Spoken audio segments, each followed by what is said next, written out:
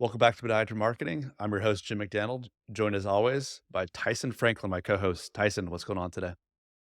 I'm fantastic today, Big Jim. Not a lot.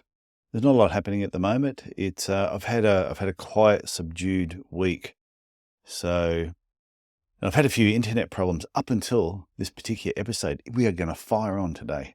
That sounds good. I'm excited to see those upload and download numbers just firing on all cylinders. So it's going to be a good show today. I know it should be interesting. Even though I just saw a message pop up on my screen that says your internet connection is slow, but we're testing out something new today. So let's see what happens. It should be fun. Sounds good. So let's dive into today's topic, Yes. which is difference between sunk costs and opportunity costs. And everyone's going, yeah, of course, that makes perfect sense. Well, I'm sure not everybody knows the differences, so I'm excited to hear a little bit about this topic. Okay, well, I've written some stuff down on this so I wouldn't actually forget anything, because it's just important to actually understand what sunk costs are and what opportunity costs are. So first we're going to talk about sunk costs, and that's the time and effort you invest in a particular task, project, or person.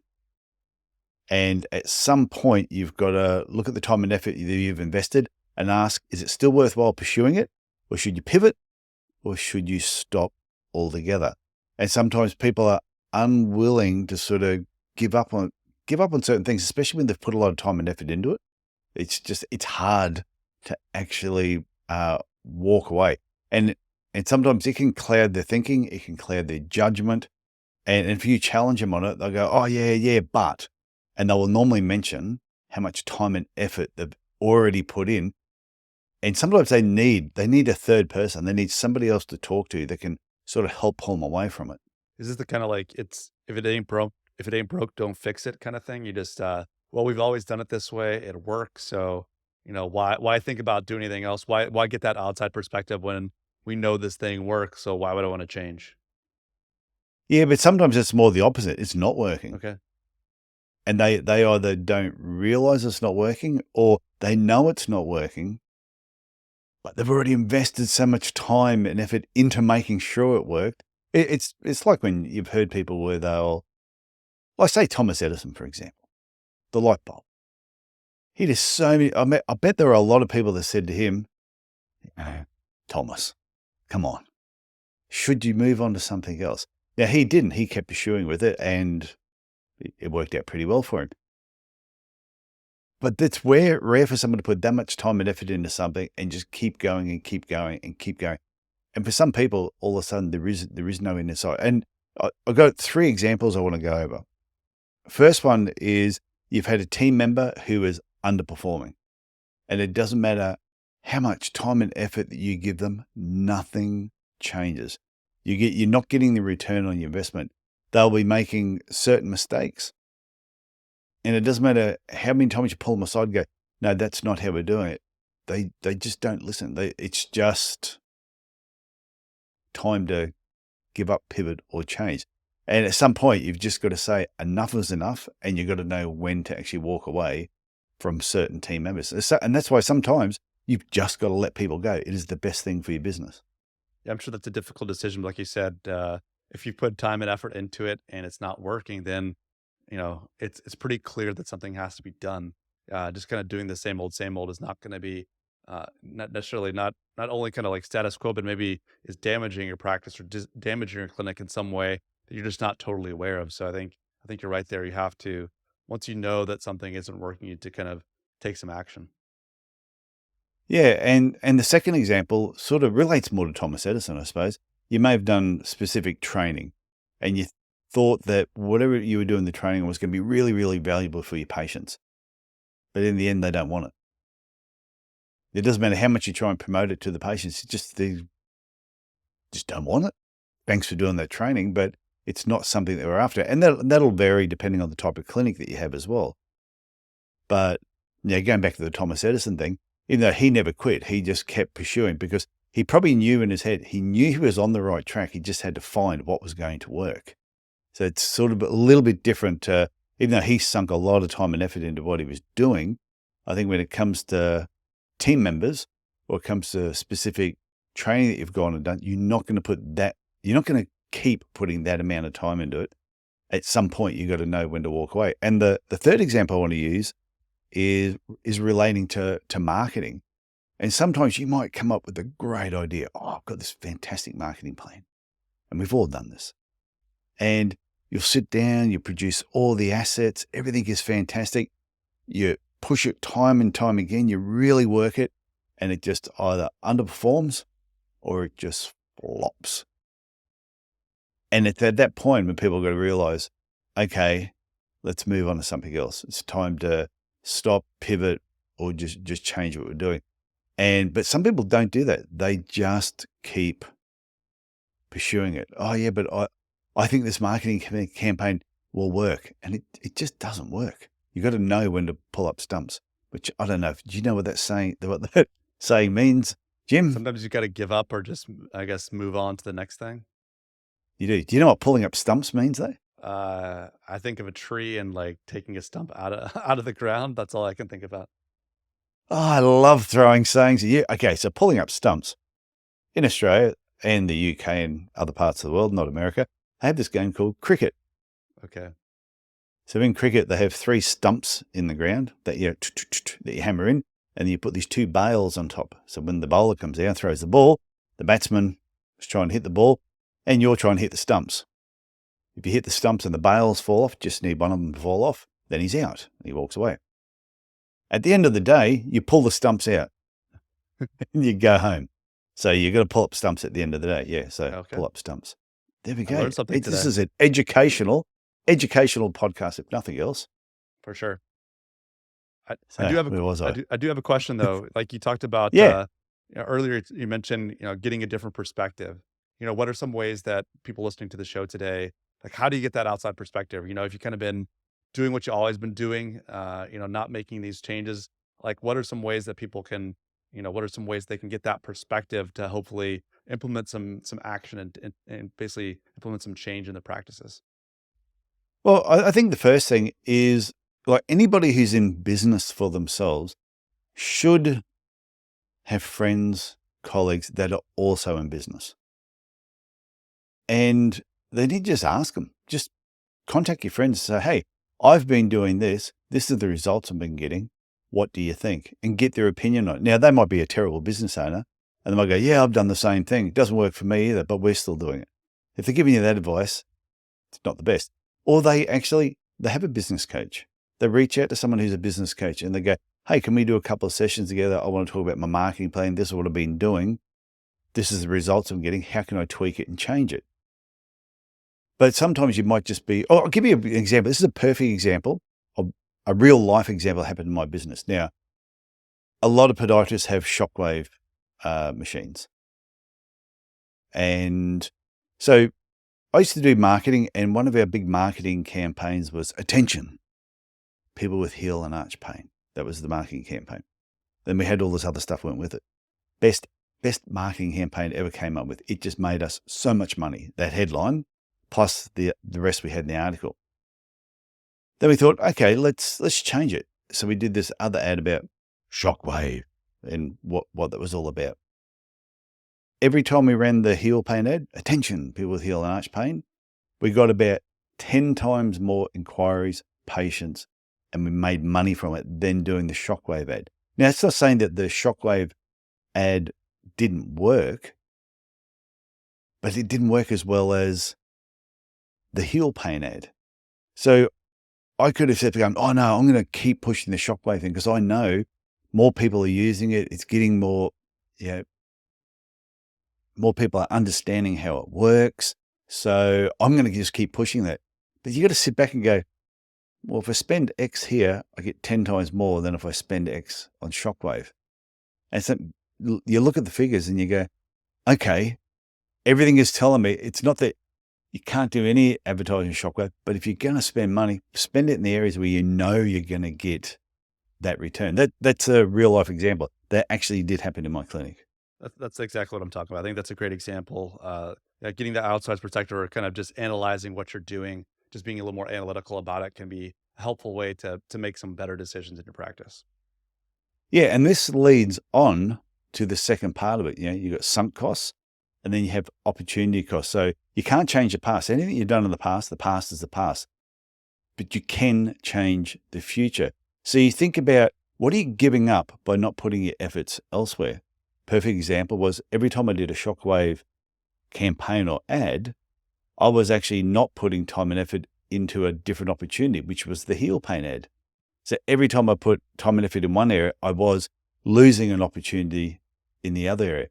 Fortunately, I was smart enough to take this. It only took about 6 weeks for me to realize, let's pivot back to what was actually working, what was giving us the return on our investment. And so therefore, you got to look at, where could your time and money be better spent? It's a question you should always be asking yourself. Yeah, you only have so much time and money, right? These are these are limited resources that we have, and like you said, if you're spending 3 or 4 hours doing something, that's also 3 or 4 hours you're not doing something else. So really finding those high value opportunities, sometimes it takes a little bit of experimentation. It's not like you don't hit a home run the first time at bat, but you need to keep figuring these things out so you can really focus on those areas that are providing that ROI. Yeah, and sometimes you might hit a home run Yep, first time, you never know.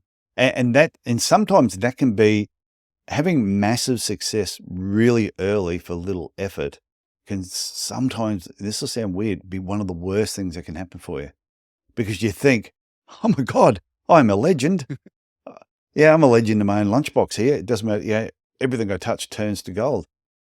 Sometimes it's just timing, right place, right time. It's just what the market wanted. But other times that's not always the case. And that's why, because I'd set up so many clinics over so many years, there were some clinics I set up in areas, and I tell you right now, ah, it was like a license to print money. It just absolutely boomed. So you think, oh, well, the next one, now knowing that, the next one's going to go even better. No, not necessarily. The other one, next one took a little bit. It wasn't the same timing, location. Things were a little bit different. So yeah, sometimes it's not always, you're not going to hit a home run the first time. And if you do, that is fantastic. But I've already mentioned that, with your marketing, with specific training or team members, that's one thing where you might be putting too much time and effort in there and you're missing out on other opportunities. But what about some of the services you offer? So if you're spending a lot of time doing routine foot care, you've marketed, you've built your business up in that. And I've said to some people, why don't you pivot and block out more time in your day to do these other higher paying services? And they're scared to let something go because they go, oh, but what if I lose that? But they don't realize the opportunities in these other areas of podiatry that they could be missing out on. And I think that is probably a bigger thing than anything else.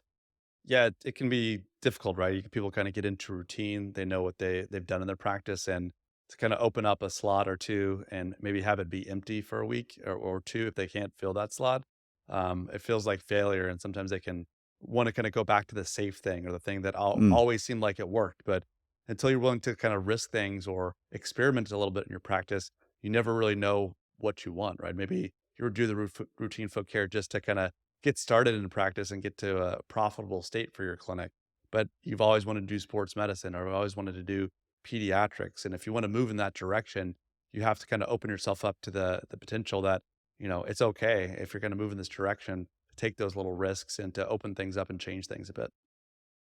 yeah, well, a podcast I did recently on Podiatry Legends with Rob Coninello, and he was just saying that younger podiatrists coming through, pick a couple of things that you really want to pursue and focus in on those areas a little bit more. You don't have to be doing all aspects of podiatry. And sometimes because people are doing all aspects, they're missing opportunities. They're putting time and effort into some aspects of podiatry, and then they're too scared to let that go, but they don't realize the opportunities they could be missing. So if you're still doing home visits and you're still doing nursing homes, because that's what you did when you first opened your clinic 5, 10, 15 years ago, you could be missing out on big opportunities because you're sitting in a nursing home. Yeah, so they keep pursuing those and they don't realize this is part of the podiatry evolution, is as your business grows, you got to let stuff go. Just because you've sunk a lot of time and effort into it doesn't mean you have to keep doing it. Let it go. Leave that for the new podiatrist coming through, so you can then focus your attention on new opportunities. And it's even satellite locations. And this is a huge one. Someone will have their main clinic, and all of a sudden they'll go and set up 1, 2, 3 satellite locations away from their main clinic, and they'll put so much time and effort into trying to build those up. And sometimes they work and sometimes they don't. But occasionally they'll put that much time and effort into some of them. They're too scared to go, you know what, maybe that's not working. We should just put our time and effort back into our main clinic. That is the cash cow, is the thing that is actually paying all the bills. And don't worry about it. You may have set something up. You may put a lot of time and effort into it. It's just not working. Walk away from it. Close the doors. Come back to your main clinic again. Yeah, definitely. You only have so many hours in the day, and it can be difficult to spread yourself too thin. There can be sometimes opportunities in these satellite locations. I know sometimes if you're Oh, definitely. you're in a suburban area and you're like, well, that new suburb on the edge is really starting to grow. There can be opportunities there, but you have to be analyzing your financials. What are you doing in your practice? And if you're spreading yourself too thin, you definitely don't want to hurt that main office. So it's definitely something that takes time, and you have to utilize reflection and some analysis of the situation as you're going about it. Doing it in a real kind of specific way can be really helpful. But yeah, it's trying to figure out what's best, and how to juggle these satellite clinics can definitely be difficult, I'm sure. Yeah, well, I had a coaching client who, in a matter of 4 months, we were able to triple their turnover because they were visiting like 8 or 9 different places. They had their own clinic that they had the lease for the whole week on this particular building, but they're only there 2 days a week. The rest of the time, they were out visiting these other medical centers and nursing homes. And I said to them, write down a list of all the places you go to and how much money you make there per session. And we're saying each session was a 4-hour block. I said, rank them from 1 to 10. So they ranked them from 1 to 10 compared to their own business. When they were in their own business, they were turning over at least double what they were making anywhere else. I said, okay, see this lowest one down here, the one that's ranked number 10, 9 and 10, yeah, get rid of them. And they went, oh, what do you mean? I said, just get rid of them. Just contact me, say you're not visiting anymore. Next week's your last week. Put that time there into your own business. They went, oh, they'll worry about it, but I put so much time into building up. I said, don't do it. Don't worry about it. I said, and what they were thinking was sunk costs, and I'm thinking opportunity costs. So they got rid of them. The extra day that they put into their business over here, all of a sudden, they were making 3 times what they were at that particular place. I said, okay, let's do the next one. So we did the next one. And then we did the next one. And we did it over a 4-month period till eventually they were 1 day a week out at some other places that were still really profitable. And the other 4 out of 5 days they were in their own business. But by being in their own business as well, the doors were open more often. They were able to get a receptionist in to work there. They were then seeing more patients because they weren't doing everything themselves, and their turnover tripled, just following that simple principle. So what they did is they gave up on the sunk costs and put their time and effort into the opportunity costs, and everything boomed. That's awesome to hear. It's kind of investing in themselves and their practice. Seems like it really paid off. So they could make a movie about that. It'd be a fantastic story. Rags to riches. But that's the last thing I want people to think about then is, are your sunk costs getting in the way of your opportunity costs? So just look at where you're putting your time and effort in, what returns are you getting, and are you spending too much time in certain areas, whether it's marketing, people, training, ideas, the type of work that you're doing, and think about, can you make some changes because you might be missing out on certain opportunities. Yeah, I couldn't agree more. That's a great way to end it there. Okay, Jim, I look forward to talking to you next week. All right, sounds great, Tyson. Okay, bye. Bye now.